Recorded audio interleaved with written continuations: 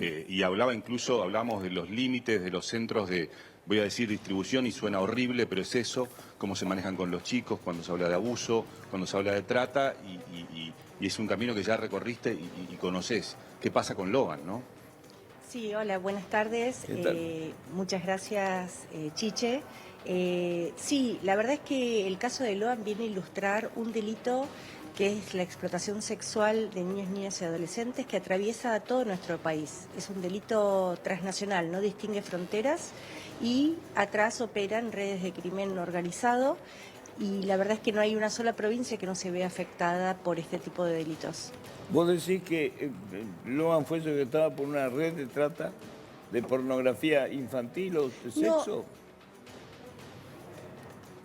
a ver, las tres hipótesis que se manejan siempre o lo que dice la prevalencia es que cuando desaparece un niño de muy corta edad, especialmente en condiciones de alta vulnerabilidad social, hay tres hipótesis que se tienen que manejar desde un principio, que es lo que dicen los protocolos especializados. Uno es la compra o venta de ese niño, que al día de hoy todavía no es un delito tipificado en la Argentina.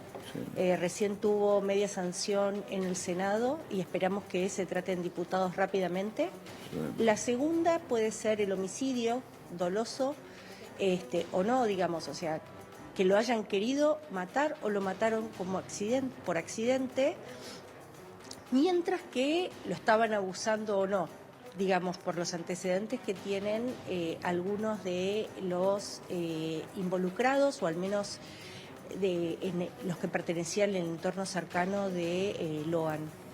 Y la tercera hipótesis es que estamos frente a un caso de trata con fines de explotación sexual, porque por la corta edad de Loan no se trataría un caso con fines de explotación laboral.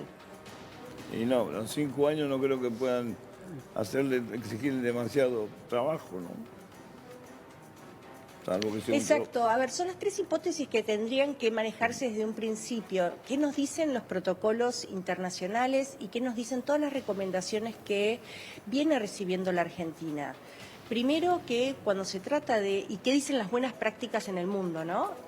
Cuando desaparece un niño de muy corta edad, se tiene que activar inmediatamente la alerta, porque es mejor pedir disculpas por una alerta innecesaria que después llorar las consecuencias de una alerta no activada a tiempo.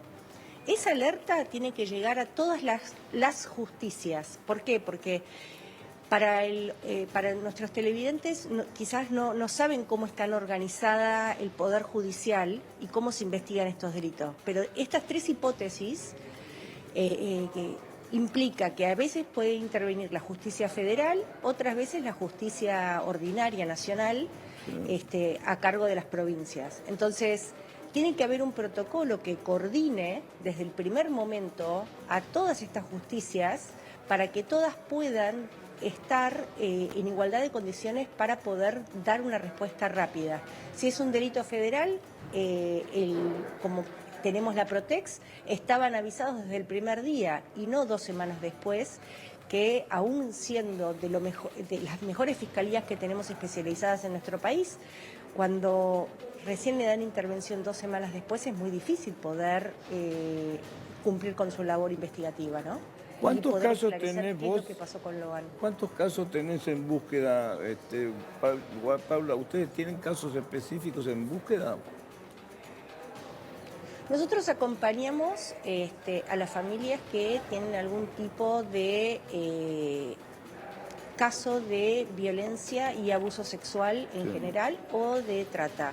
Lo que sí te puedo decir, Chiche, son investigamos mucho, hacemos mucho academia, ¿no? Buscamos datos para poder incidir en generar mejores leyes y mejores políticas públicas. Sí. En la línea 145, que es la línea donde se denuncia los casos de trata, el año pasado 4 de cada 10 denuncias involucraban niños, niñas y adolescentes. 4 de cada 10. O sea, el caso de Loan nos indigna, nos frustra, pero nos viene a mostrar que no es una excepción. Que 4 de cada 10 denuncias involucran a un niñito como Loan. Qué bárbaro, ¿eh? La otra cosa que nos dicen los datos, Chiche, si querés, es que en la línea 145 lo que tenés también es la connivencia, ¿no? A ver, ¿quiénes participaron del delito? ¿Quiénes están denunciados? El año pasado hubieron 80 denuncias que involucraban a funcionarios públicos y de ese 80, que es el doble que el año pasado. Y en esos 80 casos, en el 96% de las veces estaban involucradas las fuerzas de seguridad. Por cómo opera el delito. Qué dato. Es La pero trata es no puede altísimo. Si pasar. no tenés connivencia oficial es muy difícil hacerlo, obvio. Pero eso porque es frágil. Es que ese es el delito. No, pero porque así opera el delito en todo el mundo. Esto no distingue fronteras. Así es como es lo que te pasa cómo operan estas redes, ¿no? Y cómo se puede generar ese delito. La otra modificación muy importante que se hizo en la ley de trata fue el ofrecimiento. O sea, que sea delito, parte del delito, el ofrecer niños. Eso no se trata de criminalizar a los adultos en situación de alta vulnerabilidad social, sino se trata de reconocer algo que pasa, que en el 80% de los casos es la propia familia quien ofrece al niño. Sí, es polémico, ¿no? Porque estamos hablando de que a veces son contactados por las redes pero con promesas de una No saqué simple conclusiones, supervivencia, no hay que sacar conclusiones. No, hay lo hablo con hay el familias que especialista, no son funcionan así, conclusiones. bueno, desgraciadamente no sabemos. Claro, pero esta cuestión No, de es criminalizar... polémico, tiene razón. Sí, Justamente no hay que criminalizar. Y no hay que criminalizar, y no se trata de la ley, no lo que buscó al tipificar el ofrecimiento no fue criminalizar, sino blanquear y hacernos tomar conciencia que ofrecer a un niño, aun cuando medie el engañamiento, aun cuando se trate de un aprovechamiento por una cuestión de alto nivel de vulnerabilidad social, es un delito.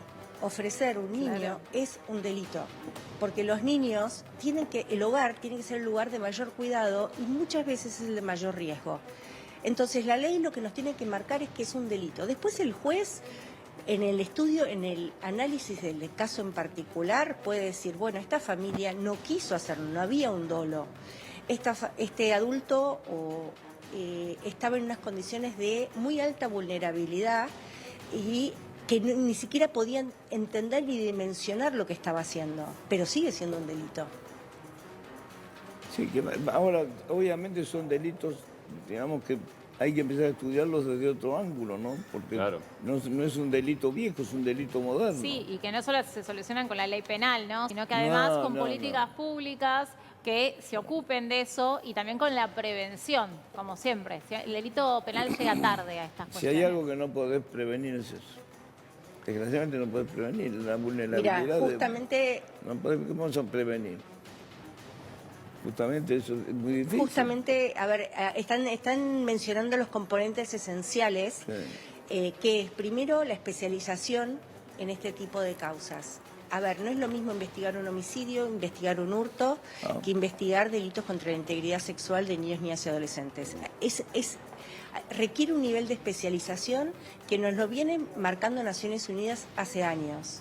El segundo tema que acaban de traer ustedes a colación es la prevención.